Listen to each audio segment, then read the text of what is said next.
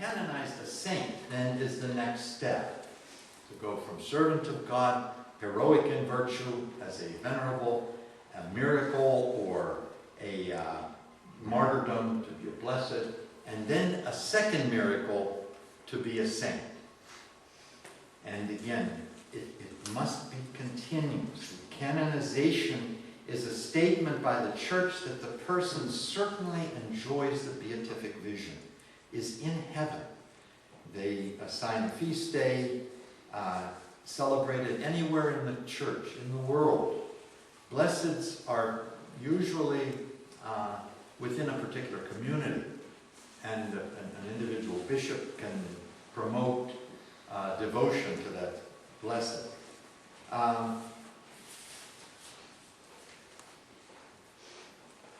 Okay, so we are looking toward Archbishop Sheen being a saint someday, to being another of these few saints that we have in this country.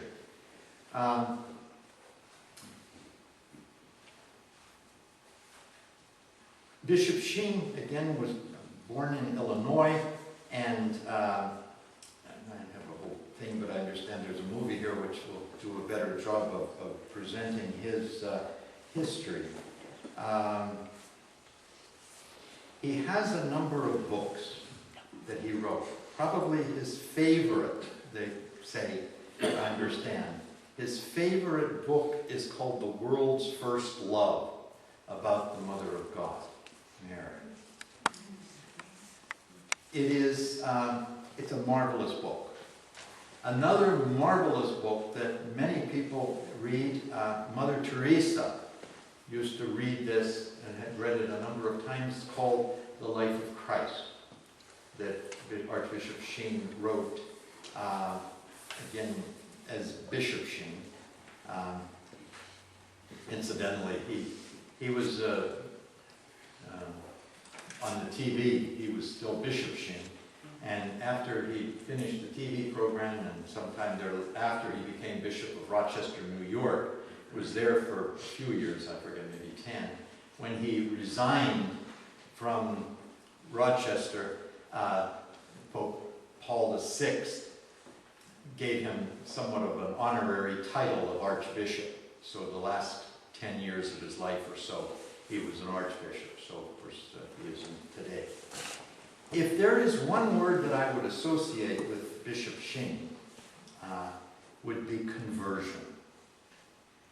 He really acknowledged that this conversion, again in the 50s, it was this conversion of Russia, was a big thrust from Fatima, which is long earlier than that, 1918. But we saw the influx of communism. And so he got on the TV, and his preaching was that we would not allow ourselves to be sucked into this atheism that was there. And like I say, if you watch it today, you wouldn't even realize that's what his goal was, because it is very applicable to today. But it's not just the society that needed conversion. He said in one of his writings, the danger today is in believing there are no sick people. There is only a sick society. Sometimes we think that the answer to all of our problems is in Washington, that they can somehow cure the ills of the world, or in the United Nations, that the sick society needs to be healed. Archbishop Sheen says this is a great danger in believing that it's just the society that's sick and not the individual, that there are no sick people. Each of us needs this kind of conversion, that we must be committed in our faith and acknowledging that the church is a true vehicle of God's grace. in the time he preached, again, Catholicism was not that well received. Those of us, again, who remember the election of 1960, when the Catholic Kennedy was running for office, there was clear consideration that Catholic can't be a president of the United States. He's not one of us, you know. And fortunately, we were able to go beyond that. But so Archbishop Sheen, even before that, is this Catholic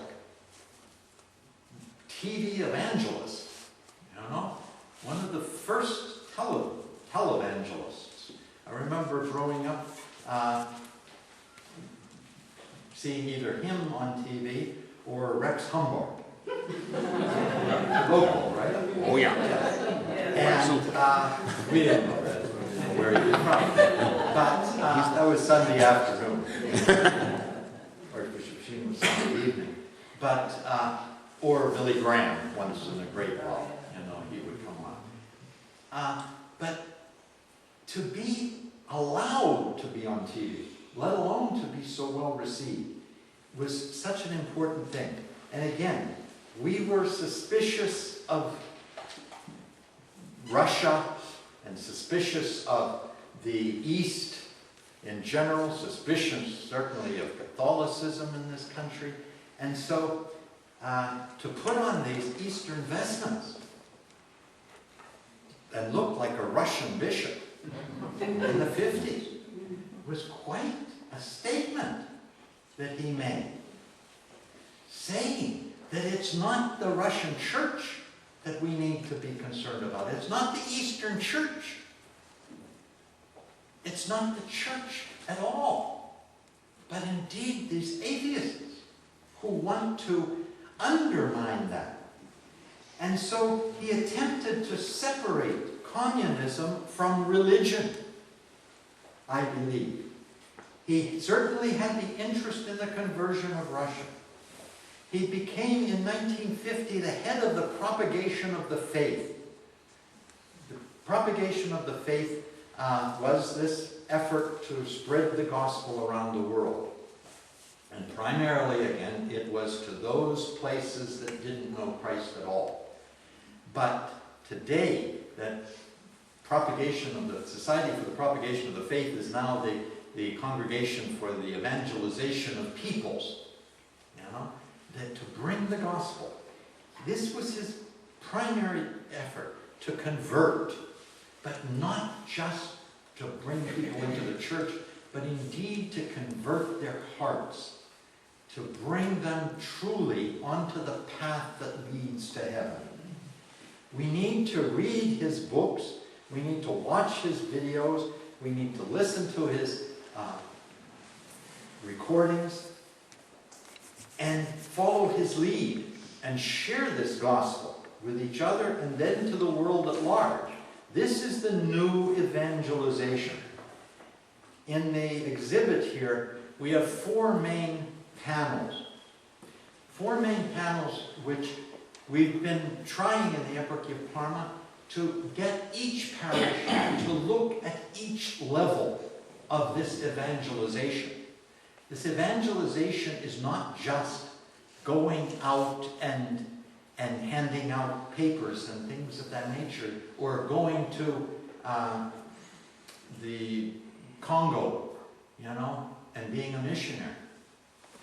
It's first of all being a human being and informing people that we need to have this kind of a social community. And so we need to be friendly. We need to be welcoming. And if we're not, people won't even listen to the final message. We need to realize that evangelization is in the service of those who need us. And so, yes, we know that years past, the religious communities, especially the nuns, did so many wonderful service activities, hospitals and schools, devoting themselves totally, 100%, to these social service activities. And because of that, many people were brought to the faith. And we know that there are fewer and fewer religious communities and members.